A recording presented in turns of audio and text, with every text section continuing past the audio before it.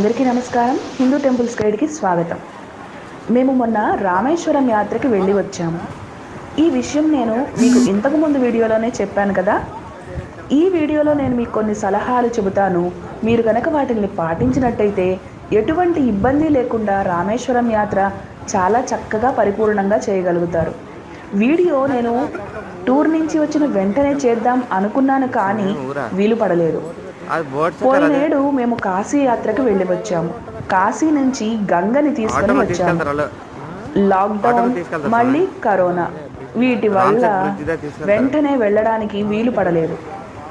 ఈ వీడియోలో నేను మీకు కాశీ నుంచి తీసుకువచ్చిన గంగని ఏం చేయాలి, రామేశ్వరంలో